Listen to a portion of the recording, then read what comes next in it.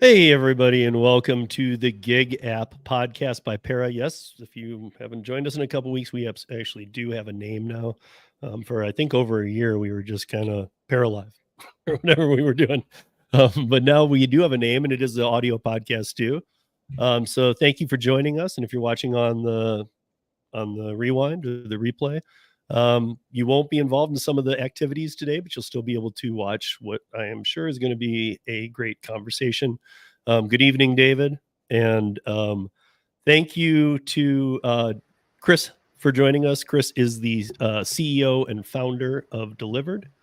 Thank you for joining us, Chris. Yeah, thanks for having me. Yeah, of course. And by the way, thank you for having Ashely fill in too. She did a great job. And I mean, at first I feel like she wasn't really sure how it would go. We were backstage and she's just like, well, wait a minute. And I'm like, it's all going to go good. I feel like by the end she was happy. So we were good. Good. Yeah, luckily she can just jump right in. So glad it worked out. But yeah, so Chris has been generous enough that tonight through this piece, we're going to be doing something that you guys will catch on to almost immediately. So please get involved. Please, you'll want to be involved, trust me.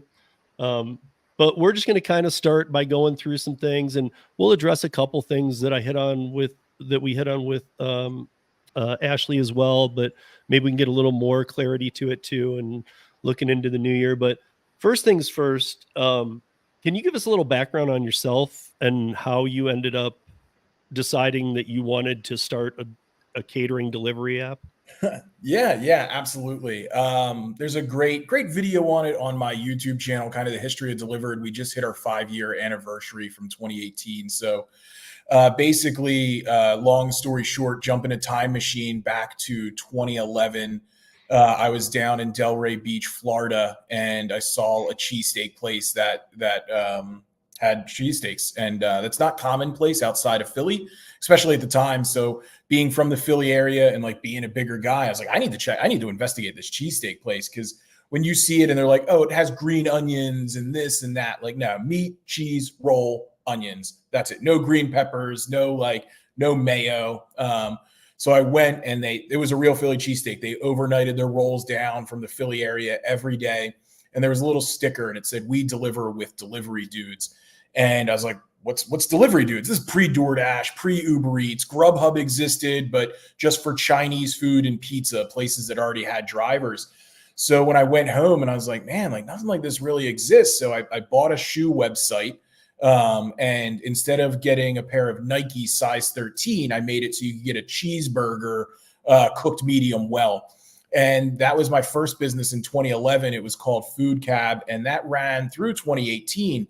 But 2012 through 2017, DoorDash, Uber Eats, became really, really prevalent in the space. And they actually identified my area as like a hot zone because I primed the market for them. And we were just getting beat left and right with, competition as far as like sign exclusivity with us from the restaurants, or like drive on us, we'll guarantee X rate. Like, and I didn't have those deep pockets. I cashed out my 401k from my corporate job, to start this app. And so one of the restaurants was like, hey, it's cool that you're bringing me these $25 orders, but I need help getting orders to pharmaceutical reps at lunchtime. Like, I can do that. I don't have to like talk to the customer, pay a credit card fee. Like, you just give me an order and I deliver it. And they're like, that's all we do. It was like, perfect. So we started doing that for their one location, became 5 locations in Philadelphia. And then eventually it was just like the pain of the other business was too much. We closed that down, opened up Dlivrd, got away from a food-centric name, even though we're still very food-centric. So we weren't pigeonholed into just that. But and then ever since there, we just went from Philly. We opened up in Baltimore, opened up in DC, went to San Fran, and then now 150 markets across the US and Canada. I guess that was like long story, kind of long at the end of the day, but yeah, I wasn't even aware actually of Canada, and I've been checking into things. So where are you in Canada? Toronto and Vancouver. Okay. And that's really the only thing that matters in Canada, right? Like, I think it's like Toronto, Montreal, Vancouver. We have a bunch of people in Montreal who come on the panels and stuff. We know a lot of There's some French Canadian ones. I mean, it's a big market too. So I didn't know if Montreal was included as well. Yeah, no, yeah, that's the next one up. And like in the delivery space, there's a lot of, you got like the delivery apps like the DoorDash and the Uber Eats of it, but like the delivery as a service or the DSP model isn't as prevalent there. So it's a decent market for us. Or market. How long I know for a lot of people probably in the chat, like Dlivrd shot it on their radar like in the last year or two, but how long has it been going on for? 2018, we started. March of 2018 is when I technically like opened the LLC and started billing those catering clients under a separate business model, and built the new app that was more like pre-scheduled base. All the apps that you could get off the shelf are made for like Dlivrd and Deliver It Now. So we needed something that was more for the pre-scheduled, the day before, week before delivery management. So I have to real quick ask before we get any further, what do you have against the letter E? We put our ease in earnings for our drivers. We put our ease in ease of use for our clients. I couldn't afford to buy the ease when I was a contestant on Jeopardy. There's lots of different things. At the end of the day, it was a Facebook handle, Twitter handle, and website that was available. So. Gotcha. No, I was just curious because I saw the I, and I've always said that David and I often joke about how to be an app company, you just drop the vowels. Right. Yeah. Under 7 characters and have no vowels, though pair is 50% vowels. But so Chris, this question has come up a couple different times. They asked Ashely this. I don't understand it, but how do you pronounce this thing? Which thing? Do you see the underneath on the screen? Oh, the Reading Terminal Market. I don't get this one, but people ask. I'm thinking he's thinking that you're seeing reading. Oh yeah, no, Reading, yeah. Okay. I mean, it's just a guess. I don't know. yeah, I guess. Yeah, I know Josh. What's up, Josh? We have so many more complicated things in Philly, like the Schuylkill River, Manayunk, Souderton. Like our O's are weird. Yeah. So we might be jumping around a little bit here, but I want to specifically first hit on something with ezCater because. So I want to try and help some people get some understanding of how some of these work, because here's how I see this, and you can correct me at any time if I'm wrong. DoorDash has the market share of food delivery in the United States. There isn't a question about that. They're struggling in many areas. They are not a catering company, but they decided let's do the LOP. But I know people who have taken LOPs and then been told, just keep the food. They canceled. What do you mean just keep? Like, how do you take money from somebody, not cater an event, and ever expect them to come back? There are a lot of catering services opening up. And I feel like they're doing that because DoorDash LOP is not catering. Most people don't even have the correct amount of bags or things that would be required to do big catering jobs. And they'd get somewhere. I've seen them show up and they've got like one DoorDash bag. And I see their order and it's like 3-4 catering bags worth. And I'm like, what are you doing? And like that, sometimes I've even seen people just walk back out. But so I guess part of my question is, so with ezCater, I know that we talked about this with Ashely a little bit, but I know that they get orders to Pair Works. They get them to you. They get to all these different ways to get them out. But I have seen them double up before. Like I've been in there to pick up a Pair Works ezCater at a place, and then somebody else comes in from a different app and is picking up the same order. Are you aware with that problem and why ezCater doesn't just get it to one person? Yeah, we've seen the problem, and it could be typically a technology failure on one of the partners.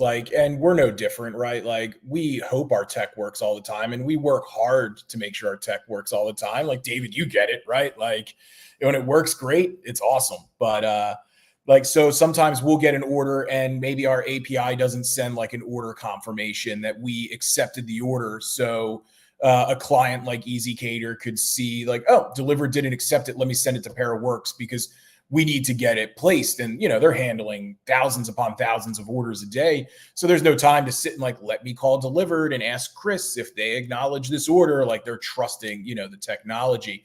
And then it ends up where it was accepted by us, or at least we thought it was. We assign a driver accepts, and then they send it to another delivery fleet like Para or DoorDash Drive. And then now you have drivers doubling up. We've also seen sometimes we'll send it to a driver. They think they accept it in the driver app, but they don't. And then they just see the text message with the info. They go to pick it up and they're like, oh, there's a, a duplicate driver.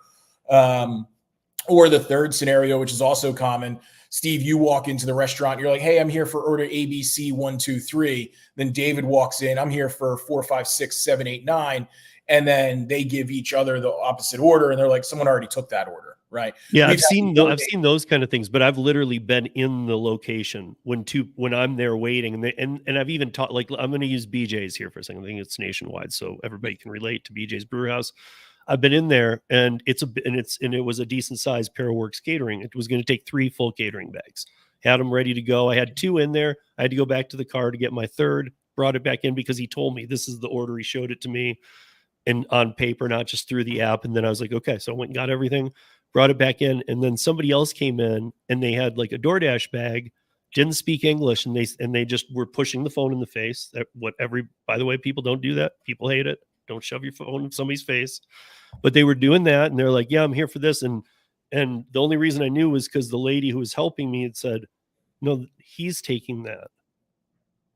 I don't know. And she was like, I don't know what this is.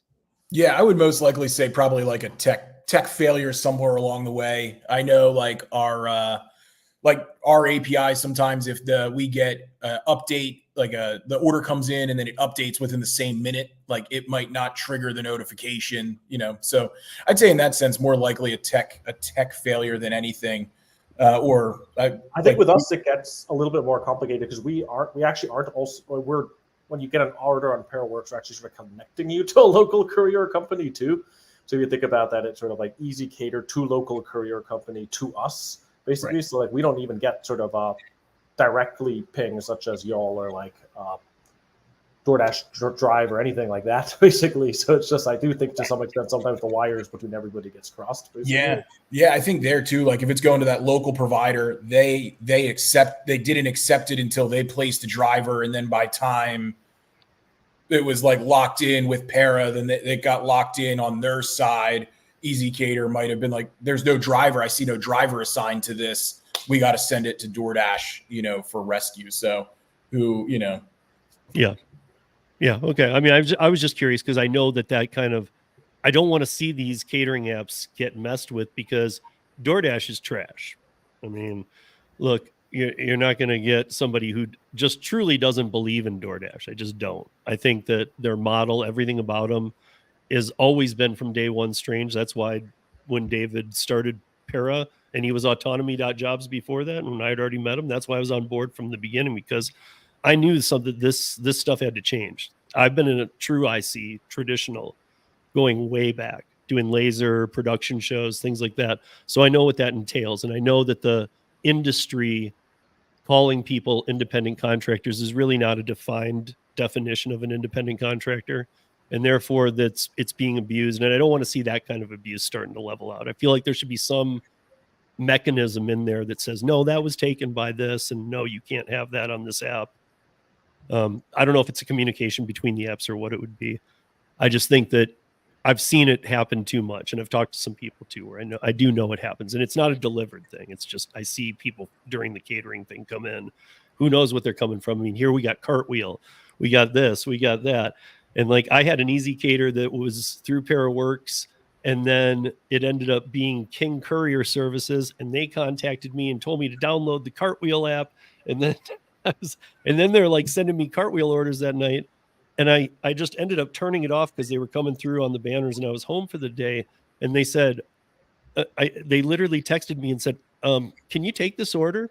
Or it said, you've been assigned to this order. I touched it. It still was available. I was like, dude, okay, good. I wasn't assigned. And I went back, and then they texted me, can you please, in all caps, take this order? And I was like, what is this? I didn't even know that kind of thing existed. I mean, usually we're complaining about not having people, but this was a person like going, dude, come on, man. And this is the Inside Baseball, because it's one of the RMDA partners. Oh yeah. Yeah. Yeah. I mean, it's So then let's roll through a couple of what I think might be. And you guys, if you're having questions, please put them in the comments. We're happy to share them. In fact, we want them, so please put them in there if you have true Dlivrd questions. I saw Gary Middleton making a joke that it was about him. It was not. I said just keep them professional. Don't get lippy. But so when I don't want to say batch orders because they're not batch orders, but when batches of orders release into any given market, what determines the way that they'll be rolled out? And by that, I mean, like, is it low price, the lowest price ones to the highest price ones? No, so there's no real rhyme or reason as far as like the value of the order. So we don't start with like the bad orders or the better orders first. So we have an AI program, Frederick. Frederick takes the orders and matches them with drivers. So it's not just about like sending an order because you're the closest person to that order. So as a driver on boards, they can send in pictures of their bags. As they hit certain tiers, they get bags. They can buy more bags. The more bags you have, the vehicle size you have, all these things go into building like a profile. And then those profiles are used to match drivers with orders. So Frederick goes through and starts doing that. So we have our top 10% of drivers, the Emerald Elite, they get access to orders before the general driver population. Same thing, just put a video out on my YouTube channel. It has like what the Emerald Elite is and how you qualify for it and such. And so Frederick will start offering them orders first. Emerald Elite have the ability to get more orders than a non-Emerald driver in any given day. And they also get shots at the higher earning value orders first. That's not to say they get assigned first in that sense, because a higher earning value order could come in later than the system started going. So Frederick starts making those matches and offering those jobs out. And then you'll see towards the end of the night, the less desirable orders, maybe something that had a lower earning and going a little bit further, they're getting kicked around a lot. So you'll start to see those later in the day just because they were sent, people didn't answer, or they were sent and the person declined, like waiting for that bigger order. So you see a lot of the more of those hanging out, and those end up mostly on our open board. And then I've seen some stuff where people are like, oh, it's only the bad orders on the open board. It's like, well, that's because the other people swoop up the good orders ahead of time. But actually, we had sort of like two comments here about the opportunity board that I was going to sort of put up. But should we start, card number one over here? Well, there's no numbers. Or you're not supposed to. Well, okay. Yes. Yeah. So, our Chris, do we want to do giveaway number one for a comment here? I'm ready to go when you're ready to go on it. I'm just here. I'm here for the show. So we have sort of giveaways. All my orders come directly to my phone to the Dlivrd app. I've only grabbed 3 orders from the board since its launch. And Gary, they don't accept it in their app because it isn't going to the app. It is all going to the opportunity dashboard. So I guess a little bit with that, can you just tell us, explain more about the opportunity dashboard to people? Yeah, the opportunity dashboard is just a way to see orders in your market that are available and have been unclaimed. It starts later in the evening because we don't want to be text messaging people at 1 a.m. like, hey, an order's available. But you might work in the restaurant industry and you don't get off till midnight because that's the shift that you work, and you missed getting all the text messages sent to you because you were busy, waiting tables or cooking food. So what it is, you go into the open order board, you say you're interested. And if you're the first one that says you're interested, the open order board sends the order to your Dlivrd app, and then you accept it in there.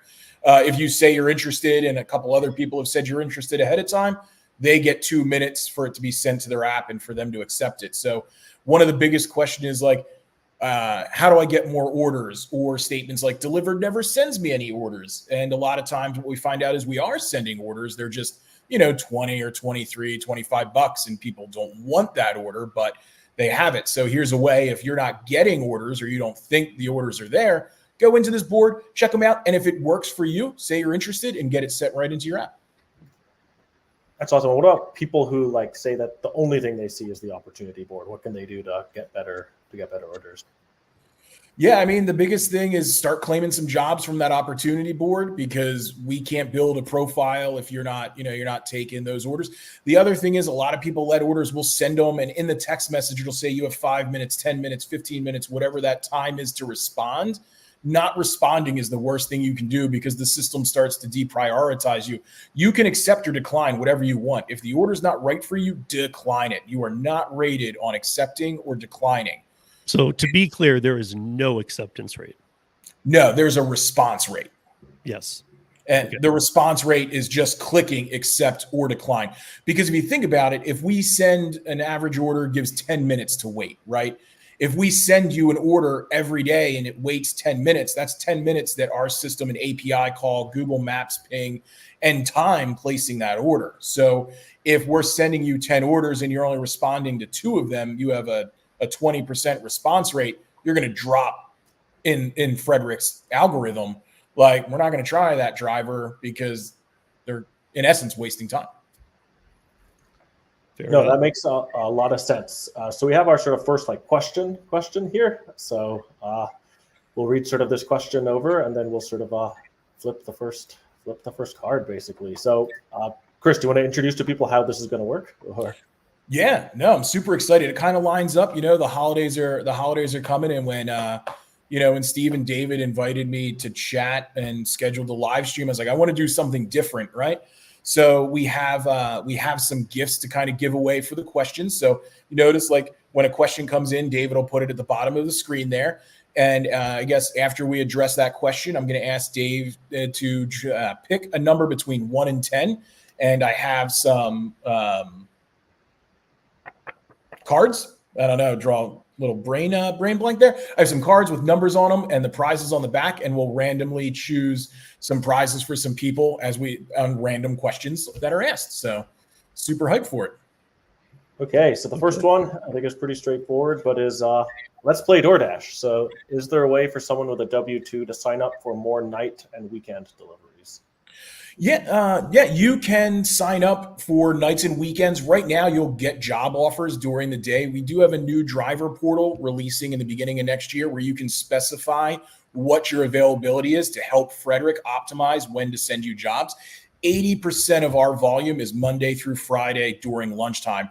We do get some nights and we do get some weekend orders, but a lot of that gets snatched up really fast because the volume's, a lot lower. But we have different opportunities as well outside of the catering world. We have some meal prep routes that run on Sundays, and you can make some good stuff there. We're doing that in about 20 markets across the US. So there's different earning opportunities available on those nights and weekends, just not as many. Perfect. Okay, so we're gonna pick. I'm gonna say one more thing quick, because somebody was asking. So if you guys are in the ride, if you guys know how we do this, every week we stream on Para and on my channel, and then as soon as it's over, my channel goes private. It's to bring as many people as we can in, but then I tell you to come watch it on Para. So please come over to the Para chat. We'll pull your question regardless, but just come into the Para chat, and let's see if we can't get this all into here.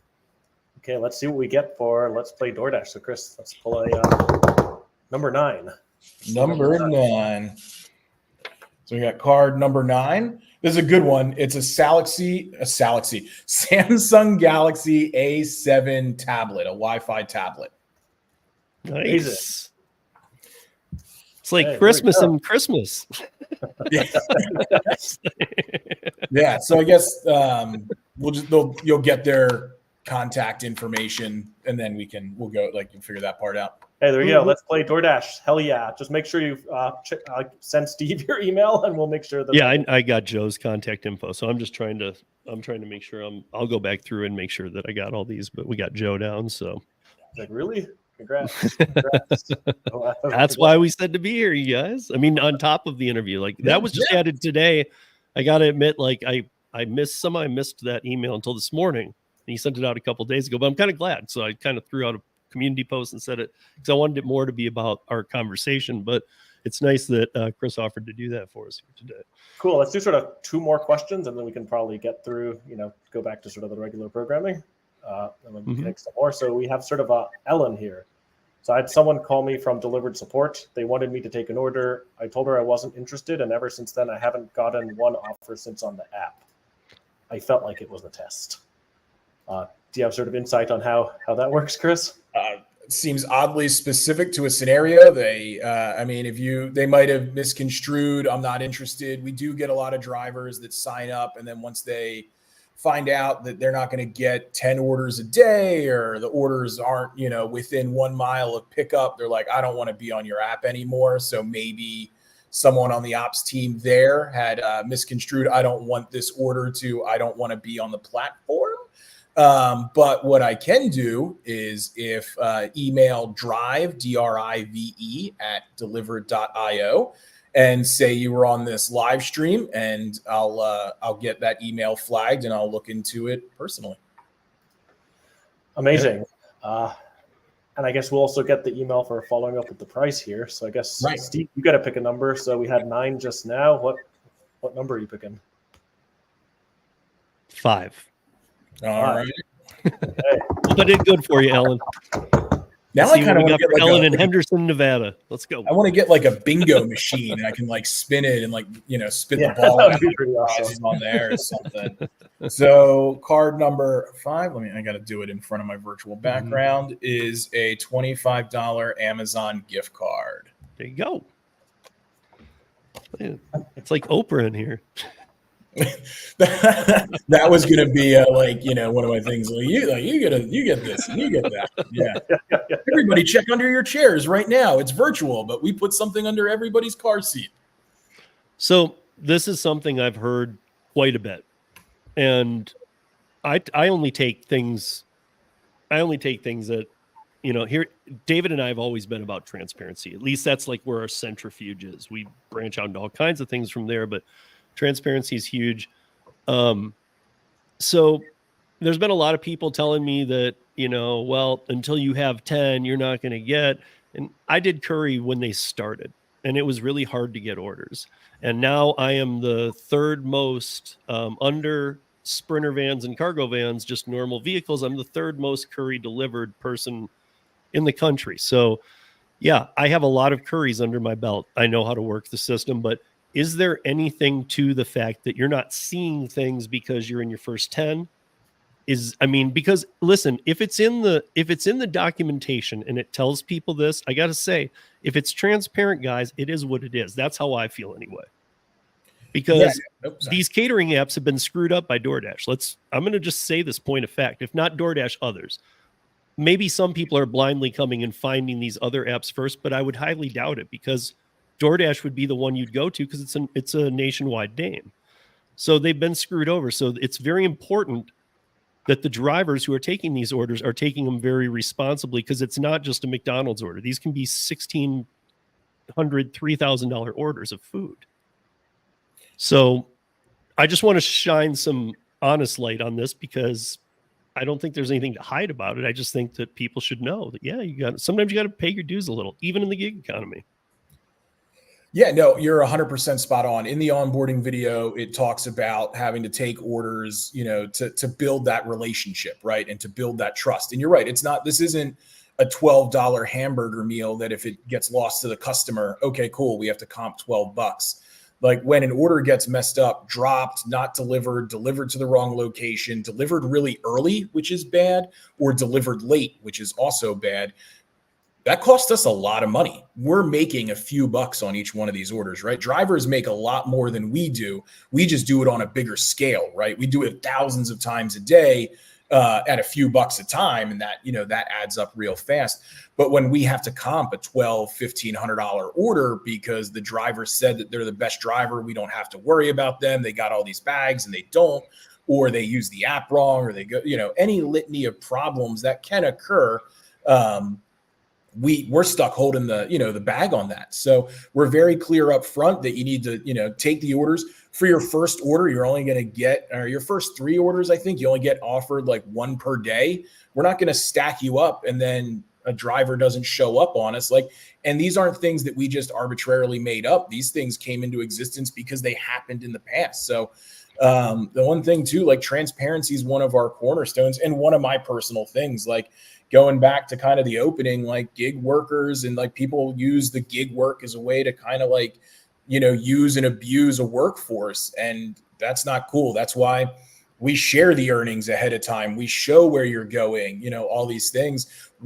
I don't want to not give people big orders up front. I don't want to not give people multiple orders day one. That would help us solve a lot of logistical problems. But we've just been burned so many times in the past that these are some of the safeguards we have in place to protect our clients and their customers.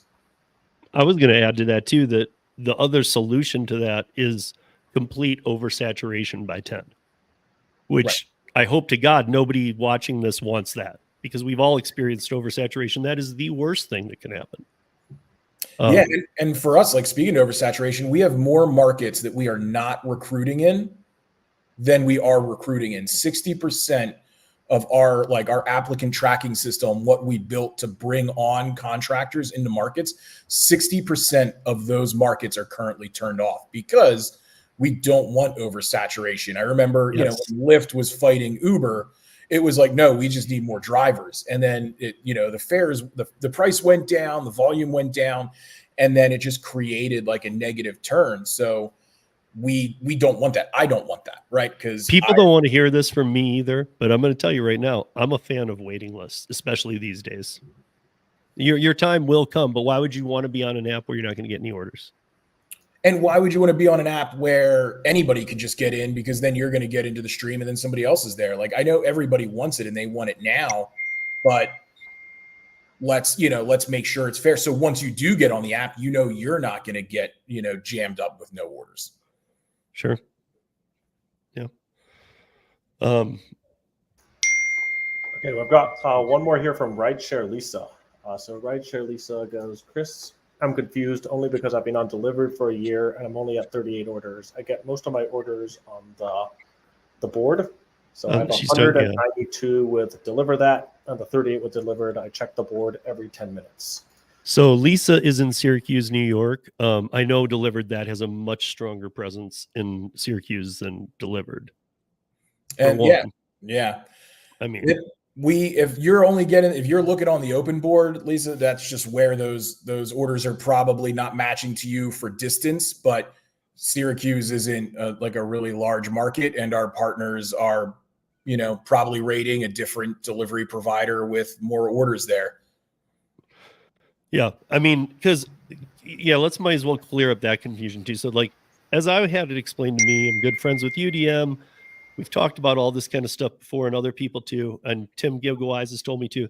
And I know this too, because I'm in Denver and it's in my market now. So Tony, the Driven Dad's in here. We've got Dlivrd, but it comes to my phone as an offer. A lot of people are claiming that doesn't happen. And the only thing that I got out of Tim, I was talking to Tim today, and the only thing I got out of Tim was that he was thinking that, well, maybe that market just isn't that strong and Dlivrd yet, and the Emerald people are getting them. Because there's the Emerald status, right? This is at the top 10%. Yeah. So like if there's barely any orders coming through and it just hasn't grown out in that market yet, yeah, probably those top people are grabbing them. I mean, I got to say, I'm going to bring it back to Curry. When I started with Curry, I would see 1 to 3 offers in a week. And until I had a driver score, which takes 5 deliveries, you're missing 1/3 of the equation. So first, it's how close are you to the pickup? Second, it's what size vehicle do you have? And the third metric is what is your driver score? So until you have 5 under you, you don't have a driver score. So the best you can do is a 66%. So anybody else bids that job, they got it.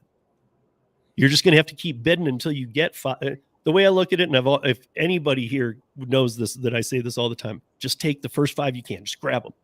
Just grab them and do them. Prove that you do this, and then watch. And everybody that does it then tells me, yep, you're right. Yeah, and I was on Cars and Cribs. I did an interview with him on his YouTube channel, and it was, how do I get more? It's, stop, respond, accept or decline, but take those orders, get that baseline, build, a quote unquote relationship with the technology, and show up on time, and $20 orders aren't the best, right? But that's what gets you to the $200 orders or the $100 orders or the $50 orders, like the ones that you want. We can't just always give, the good orders, the high earning orders to one person all the time. Like it needs to spread out, right? Like, how would you feel if somebody else was always getting those good orders? So we try and, make sure that it's not just, one person that's always getting something, or like one group of people that are always getting something. Sure. Plus, I mean, from what I know too, is like y'all are growing like crazy, right? So if it's slow in the market right now, just wait, right? It's coming. Like my impression is y'all are really expanding. Yeah, we have a lot of new integrations. We announced our integration with Easy Caterers, MSI, their restaurant management, like first party ordering for catering. We've integrated with Cartwheel. They work with some bigger brands.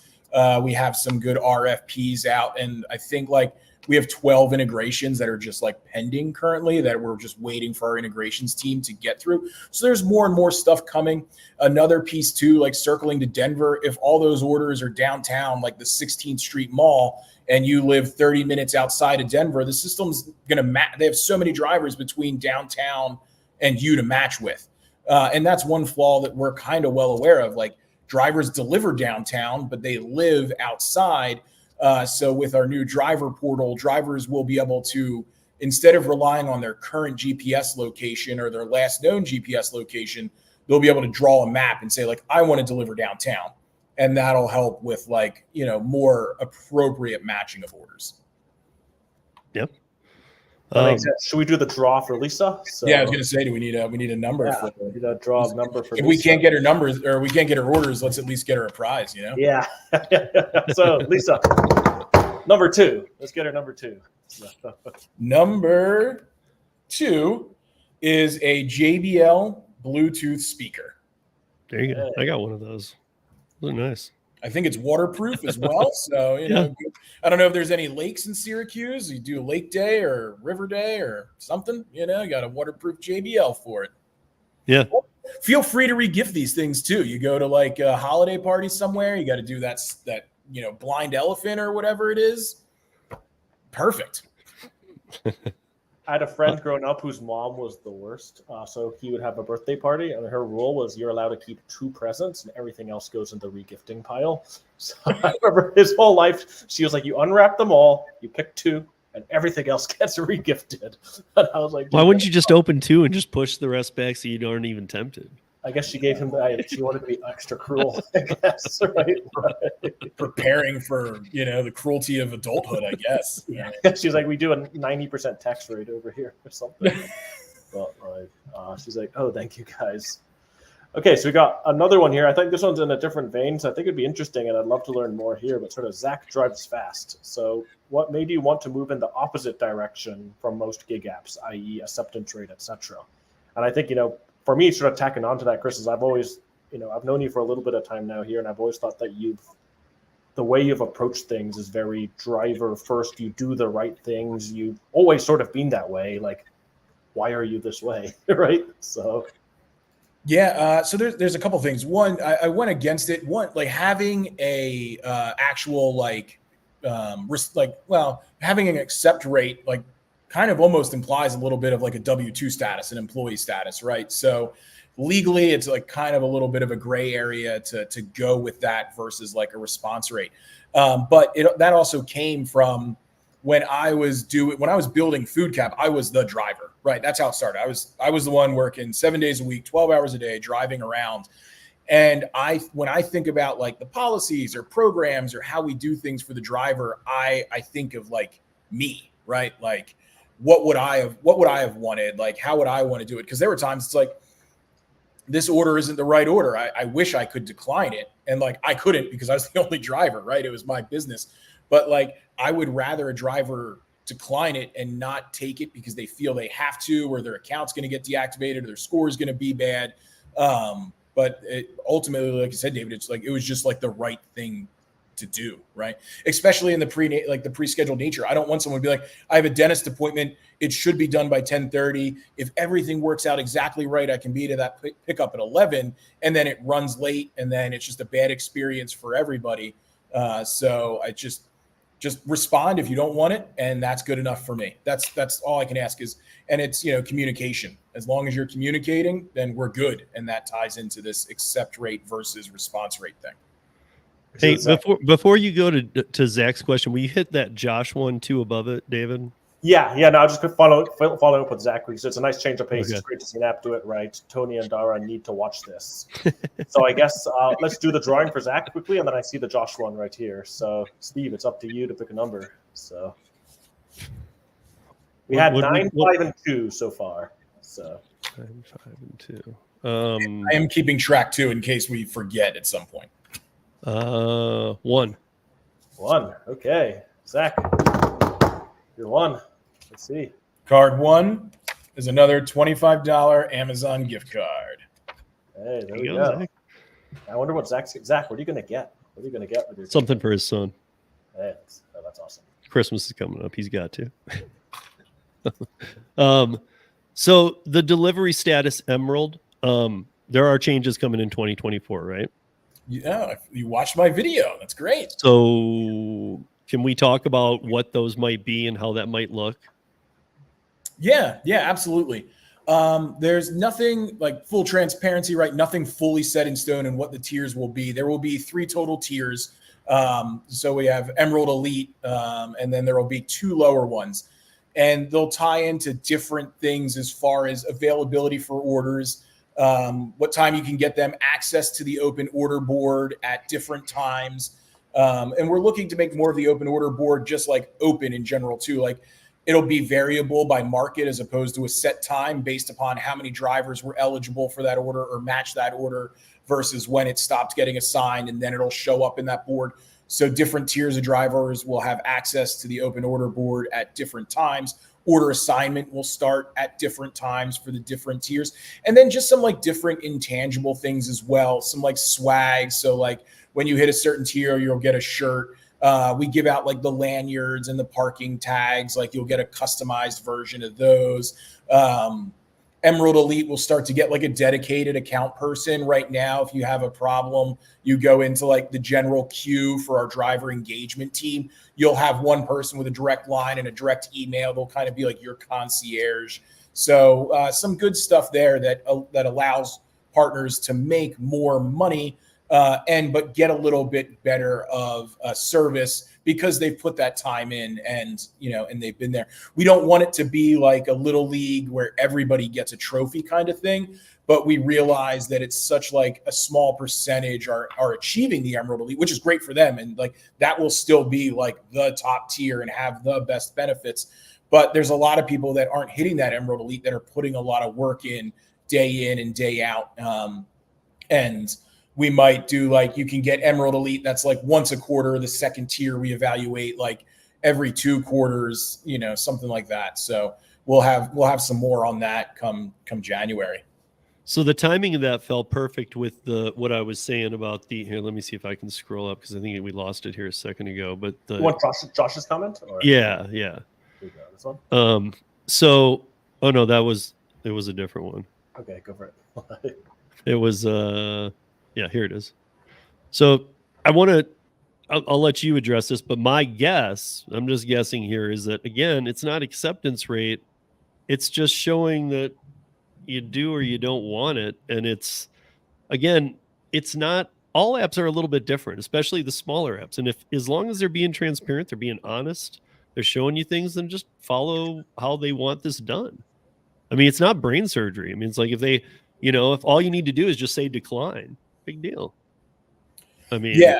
And I can unequivocally say that is a false statement. And I don't know any way to really like prove it other than I would completely guarantee with no hesitation that the system has no way of grading a driver if they do not accept orders. If you don't accept any orders, no, you're not going to get a good order. If you haven't accepted 10 orders, you're not going to get a good order. But that's not like if you are above that threshold and you're tagged for the bigger orders, then you're going to get accepted because that's the way the logic works. When a new driver comes onto the system, we have tags. You're tagged new. That new tag falls off once you complete 5 orders, and then you're moved not to new. And then when you get your bags, or if you already have bags, you're tagged for bag. And then as you get more bags or do more orders, those tags become bigger. You can get tagged large, extra large, double XL, triple XL, jumbo. You can get tagged once you hit certain 10 orders, you get tagged direct. So you can take orders with clients that have direct. We have one client in the New York Metro, their average earnings $112. They only give us 20 orders a week, but their average earning is $112. So when you get that after that 10th order, you get tagged for those opportunities as well. But there is no logic that says Josh declined the last 2 orders, only send him bad orders from now on. Right. Yeah. I mean, the way I look at it's when you take away this stuff, because I don't see it as AR. I don't see it as AR at all. But when you take away these, you're just going to end up with another DoorDash and another Uber. I mean, those problems will stack incredibly fast. If you start moving away from having some kind of, hey, do you know how to cater? Or did you just deliver DoorDash in your pajamas for a while and then quit? Because there's a big difference. You know, you might be doing setup. You might be bringing it into professional buildings. You might be, and there's not a dress code, but at the same time, like I take a dress code on myself. I know whatever. I mean, if other people don't, that's your call, but I do. I mean, I don't need to wear a suit and tie every day, but I make sure my clothes are clean. I'm not wearing ripped jeans and things like, because I do enter professional buildings. I do enter B2B doing curry stuff. So it's really like, you know, I see it like, hey, do you want to work on the oversaturated times 3,000 apps, or do you want to expand your way of earning a little bit? And you might have to go by some different conformity on these apps. I mean, it's just it can't be a free for all. We all say flex time. We all say we like to work when we want, but it can't just be a free for all. Right. I want all the good orders. Well, so does everybody. Right. Yeah. Everybody just wants the big earners. Everybody just wants the good orders. And it seems a lot of people think we're like hiding them or something. Like, send me an order. You haven't sent me an order. Like, if I had it, I would send it. People don't order directly from us. We work for other businesses, right? So if they don't send us orders, we don't have them, right? Customers don't order from us, so we can't influence the tip and say we require a 10% minimum or like auto recommend a tip as they're checking out. That's up to the clients and how their websites are built or how they interact with their customers. So like a lot of times, and it sucks, like when you see that order that comes through at like $20 and you see a small tip on it, that most likely came out of our pocket or our partner's pocket, helped subsidize it. Like, some customers don't tip. They don't have the budget or whatever. And I mean, that's a whole nother conversation. Like, if you can't, yeah, I was gonna say on some of these, but we make sure that every order has some kind of tip on it. But that's why if the order's not right for you, decline it. But just know that like, we don't care, but you need to hit that 10 order threshold. You need to stay active. If you don't take orders for over 30 days and you're not active on the system, then your account might get deactivated, and you can always get it reactivated. But again, it all ties to time, right? Like,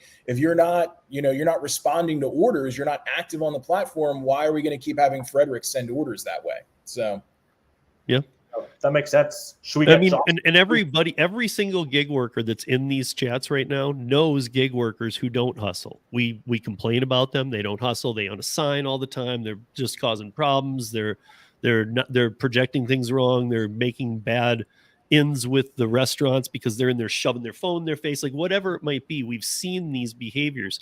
So, I mean, if you're shocked that in the catering space, when you're taking $1,500, $3,000, $4,000 worth of food, that there's a little bit of, hey, let's make sure you know what you're doing, that shouldn't be shocking. I mean, really. Yeah, and like with that comes the expectation of like setting up the order. It's not just dropping it at the front door. Like, take it out, put it in a manner that looks nice. Take the good picture. Like we don't like we get tickets for bad pictures, but soon that's going to be automated. So if you're a driver and you are always sending in bad pictures, then like of the door, of your steering wheel, the trunk, like the pictures need to be of the food. We're at a point like we need to do that because it is a premium pay. So like a little extra needs to be there. And we get a lot of drivers like you, Steve, that are like, I dress nice. Like, and nice is like jeans and a shirt, right? Like no ripped jeans, no flip flops, like no profanity on the shirt or whatever. but we'll have some drivers that do. And then most of the ways we find out is another driver sees them and is, sends an email in like, I don't want to be a snitch, but, and that's how we know, because being in 150 markets, we don't know unless a restaurant tells us. So, right.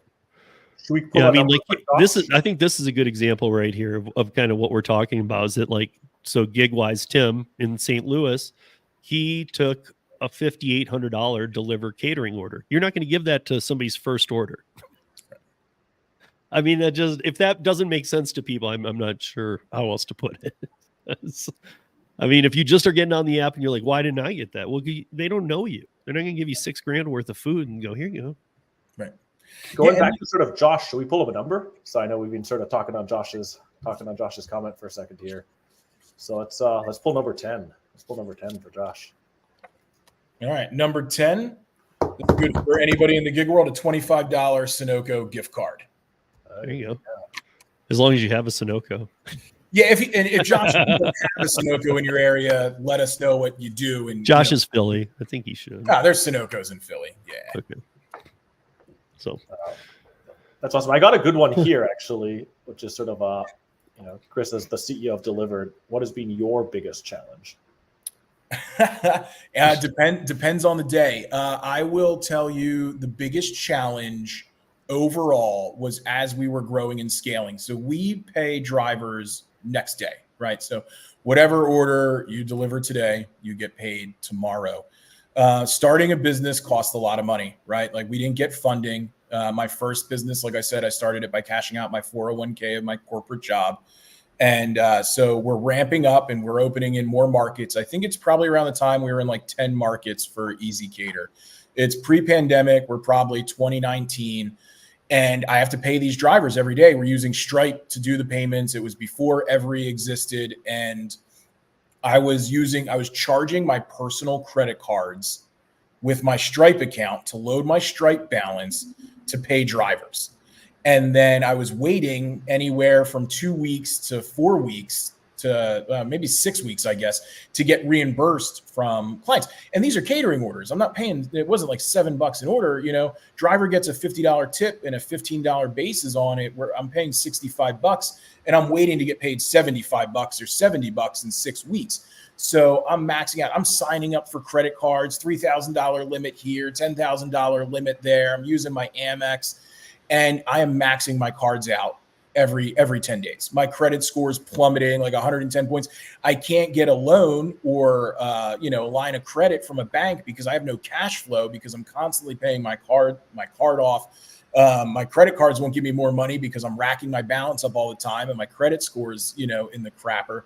So that was probably my biggest challenge was getting through that. And it was a lot of like just shuffling money around, not paying my mortgage, not taking a paycheck.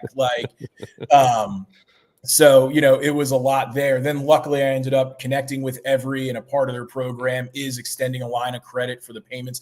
And I mean, I was struggling at that point to pay drivers like $40,000 a month, right? But I was racking my card up and, building the business. And not only that, like buying things for the company on those cards. And now, I mean, we process millions of dollars a month out to drivers. Luckily, I don't have to rack my credit card up anymore. I was just going to say, hopefully he's not putting all that into the Stripe. Could you imagine how many travel points I would have if that was the case? But yeah, I mean, that was probably the hardest part. And it's hard. And like going home every day after working 12, 13 hours, manually entering the orders before the API existed, racking up the credit card, paying this, dealing with the highs and the lows of running any business, let alone a business that works with so many different personalities, and then go home and put your head on the pillow and not have given yourself $1 that day, right? So sure, that was definitely the hardest part, but I made it through it, and here we are now. So it was also a defining part. Yeah, absolutely. This is a comment from a Facebook group. There was a lot of comments into the comments, but is there anything to the effect of after 10 deliveries, is there anything about any amount, but especially the number 9 plus catering bags opens up doors? I'm going to be honest. I would have to check on what that would do. I mean, that's what's going to give you like that $5,800 KFC order. Will having 10 delivery bags do something for you every day? No. Yeah. Will it do something for you when this big order comes through and a client says this is a VIP order and we look in our driver's stat board, who has the ability to handle this? The largest order we ever delivered was $13,000 in Dallas, Texas to Bank of America. It had a handful of drivers on it, and it was all drivers with 10 or more bags. This is before Emerald Elite as well. Had done a bunch of deliveries. We reimbursed the driver for a U-Haul rental, and they did it in there. I mean, the tip was in the thousands. Each driver walked with like $400 or $500 in tip a pop, and they did that every week for 4 weeks. So it will help. Will it be like instant gratification? No, but when it does pay off, it will pay off. Yeah, so I was gonna say, so do you even get like then the Emerald drivers and stuff? Do some of them have 4 delivery bags or catering bags, and then somebody else has a picture who's not on Emerald and has 9? They can handle the load, but the Emerald can't. Does it skip the Emerald and go to them? No, the Emerald would get a crack at that first if they're tagged correctly for that size order. Now, if you're an Emerald driver and you drive a smart car, you're not going to get, that Sure. giant order. So there's some other factors that play into it. So, but it has a lot of variable there. Okay. But there's no like magic number when these, because again, we deal with this stuff all the time on social media. I'm sure you do too. I just like to shoot down some of these. We could pick these things apart all day long, but at the same time, like, I think it's worth just kind of hitting on a couple to let people know, which you already do know, that a lot of social media isn't all truth, guys. I mean, just know that. I mean, you should already know that, but Speaking of sort of the 9 bags, we have sort of Kim. Do we just email Dlivrd our pictures when we have more bags, so they have a record of how many we have? Yeah, you can email, or you can even text into that support line, and then they'll put that right into the driver engagement team. And then within typically a business day, one of the reps has updated the profile with that. And we just need the picture because a lot of people say like, I have 10 bags and they're that DoorDash bag or something. We just need to make sure that they're actual like catering bags. And I know I mentioned it a few times. We have that new driver portal coming in the beginning of the year, and you'll be able to update your images right there. And machine learning and AI will actually like evaluate the picture, determine if they're catering bags, how many are there, and then automatically update your profile. So it'll be done instantly. So just an easier way to build that profile. okay. That's awesome. Okay, for Kim, should we pull number 3? Do we have 3? See what you're going to get. Yes, we do have 3. This is a pretty decent one. So we got card number 3. And it is a 32-inch Amazon Fire Smart TV. Damn. What? Kim. Wow. Just Like, don't David watch and I it while you're doing deliveries. Yeah. It's not safe. That will. So Chris, I got a question. I got a question, Chris. No. But, I saw some other. Have we passed other questions too, David? If we wanted to throw one more. Yeah, I have a couple more. So I thought we're sort of running up on time here. So let's throw a couple more of these here. So Yeah, we have 4 cards left. Yep. So we have sort of raised on Scrabble. So how difficult is it to change your assigned market? I travel a lot, so being able to take Dlivrd opportunities when I'm in other markets for a few days would be a big bonus. Yeah, that's super easy. We have that text line, our 800 number. You can just text in there and be like, "Hey, I'm going to be here from this day to this day," and the team can just type a couple things into a computer and then move you over. We will have the availability by hopefully, I'll say the end of the second quarter. Our goal is the end of the first quarter, but to be able to manage your market in the actual driver app itself. So, Sure. But for now, it's just a text message away. Awesome. So raised on Scrabble, we're going to pull for you number 6. Good luck. All right, this is a good one. Number 6. It is a Hover One self-balancing scooter. So like one of those hoverboards that you put your 2 feet on, and like, I would completely fall off and break my neck. But we got that for the card number 6. You can deliver in that. One of your 2 catering bags on the side to keep balance. Yeah, just keep waiting. So you're. I think we also missed a hey ho one because he did ask a question. Yes, right? he did say sort of, hey, he answered my question. Do I get a prize or did I miss it? Lol. So what numbers do we Yes. have left? 4, 7, and 8. We don't have. Oh, we used 1 and 2. Okay, so let's give Tremaine 4. What's a 4? Okay, number 4. We have Oh, card Tremaine. 4 Uh-oh. and a $25 Sunoco gift card. So same thing. He's in Sacramento. I think they have him there as well. We'll see. Yeah, if they don't, let us know. We'll find another one. I have one over here. Lucky number 4. Let's go. So we had one from Pedro here. So what is your company's main focus for 2024? That is a great question. I just finished putting together our presentation for our internal team for our end of year recap and leading into our 2024 goals. A lot of it ties around communication, being better at communicating with the drivers, looking for, we're going to start doing hopefully some different newsletters, some town halls. We want to make sure people are more informed about things. We have the Emerald Club right now. Like we have internal, like the rankings, we do them quarterly, and it's very fluid because it's percentage based and varies by market. So we want to be able to have a dashboard where you can see everything that we see, your stats, your on-time percentage, your response rate, how much money you've earned, restaurants in the air, like the popular restaurants you picked up from, just the same stuff that we look at. We want to communicate that out and be transparent with the drivers. Internally, we want to communicate better as well with our employees and make sure that everybody has the right information to answer questions and be better. So internal communication, external communication, and then new clients, right? Like not every client is the right client. We turned down a boatload of orders last quarter, but it was because those restaurants were sharing tips with the kitchen, right? So we're not just trying to find any order, right? Like not only is there drivers that are a good fit for DoorDash, there's also clients that are a good fit for DoorDash because we just want those higher earning opportunities, those businesses, those brands that are going to treat us like partners, because that's how we treat the drivers like partners. That's how we treat the clients to us as partners.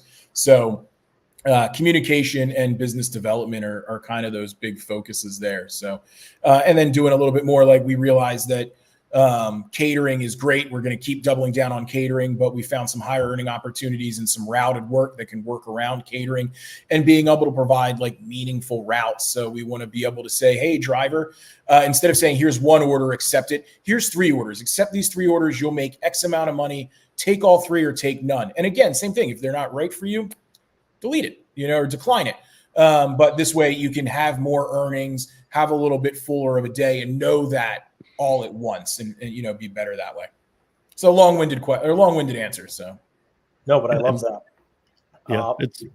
Yeah, So we have 2 more cards here. We're going to pull number 7 for Pedro, and I'm going to let you pick the last one, Steve. So do I have a pick? we have. No. So Pedro will get number 7, and you get to pick the last question for the last prize. Well, I saw the last number left. I saw Gigwise had a bunch, didn't he? Yeah, so we'll give Gigwise next, but we'll pull number 7 for Pedro over here. Yes. All right, I got card 7 for Pedro. Pedro, you better still be here. You got to be here. You got to respond that you're here. $25 Amazon gift card there. There you go. Hey, there we go. Okay. Someone's kid's going to be happy for Christmas, probably. And I know that you guys, there was a bunch of other questions too, but they've just been rolling in. I mean, like we probably have another 10, 15 to go. We just don't. Yeah. So we're going to go with I talked too much, so I took up all the time for questions with my long-winded answers. So Pedro, you got to at least say hi in the chat so we know you're still here, though. So Gigwise goes, I want the Dlivrd vest. Give that away, lol.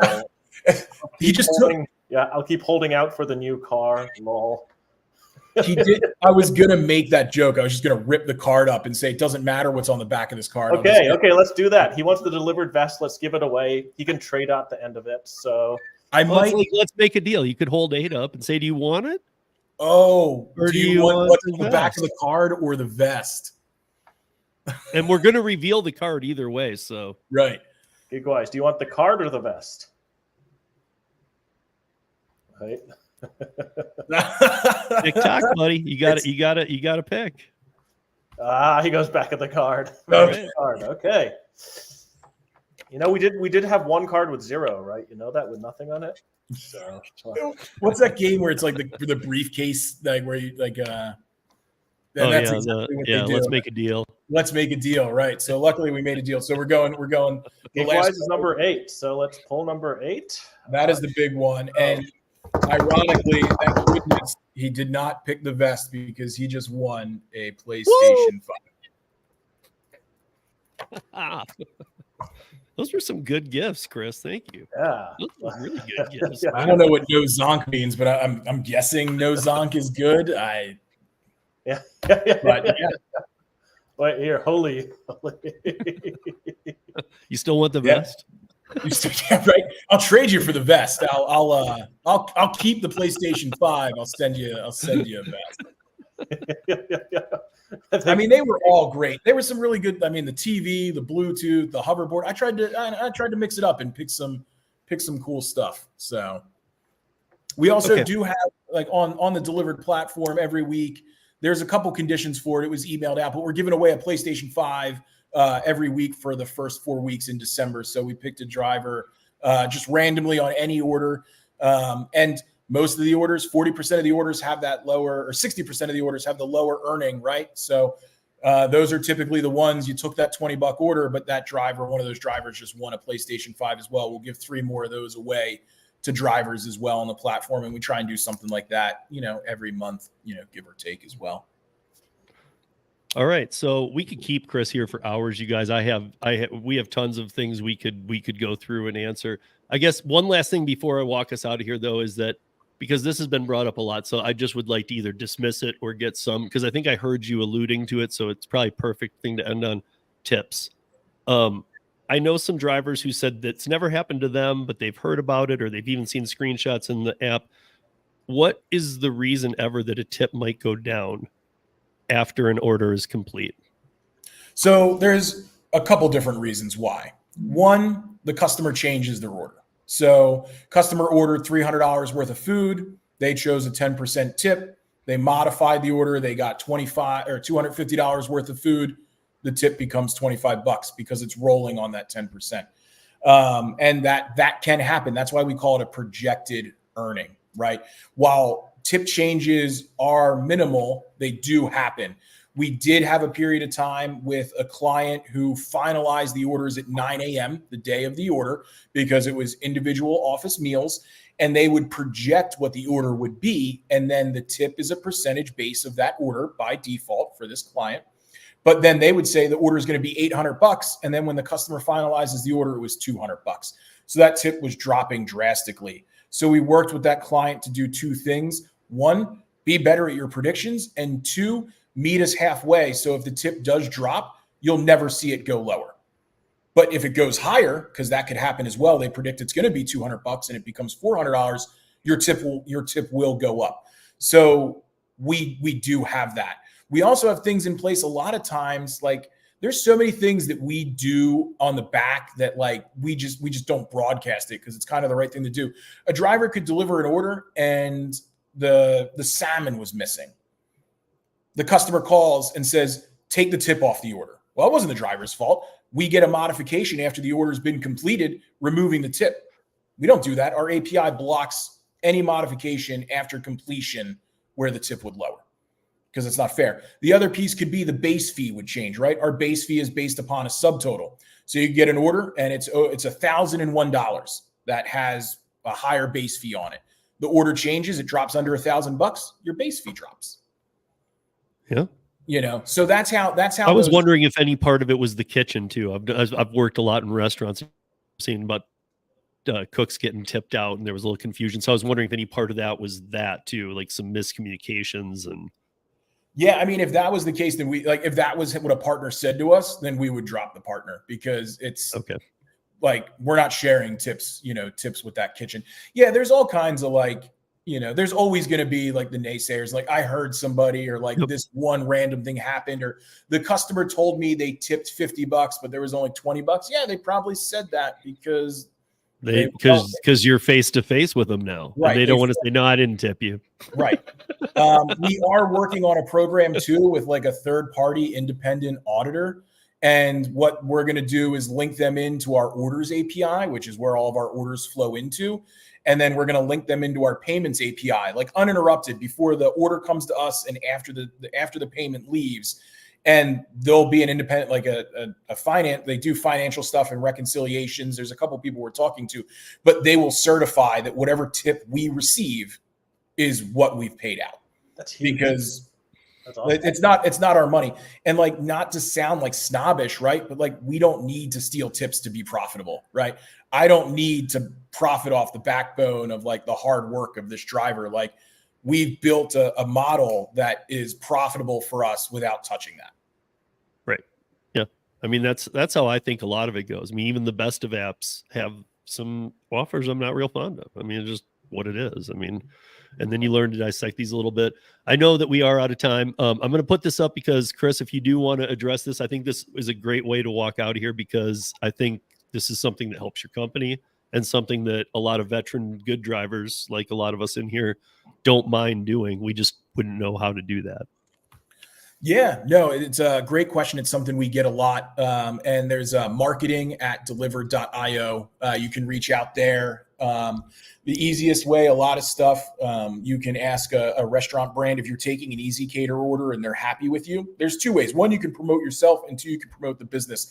The restaurant can say make Dlivrd their preferred restaurant. So as opposed to it getting split between multiple delivery providers, it could get sent directly to them. The other piece, if the restaurant's happy with you, you can ask them to ask to be a preferred driver. So we can mark you if you know this restaurant does a lot of business or they typically have higher orders. We can mark you in the system as a preferred driver. So when an order comes in for that pickup address, you're one of the first ones to get, an offer from there, because that brand has asked for you. So that's a couple different ways there. We have some one sheets that we can send out. It's really hard. Like a piece to our success was that we partnered with Easy Cater early on. So instead of having to go and sell one restaurant, we were able to integrate with Easy Cater and have access to thousands. Right. So right. We don't have like a small salesperson. We just have, that, like that driver fleet out there and that present. And we go for these bigger, the integrations, the Easy Caters, the Olos, the other aggregators and such. Sure. Well, thank you, Chris. I mean, David, I think we should add Chris to the panel every week, because he brings Christmas every week. My CFO might get pissed. No, but we'd love to have you back. I think, especially as exciting stuff coming in the new year, more and more people who watch this will deliver more and more Dlivrd. So if you'll come back, we'd love to have you. So, yeah. Always around, guys.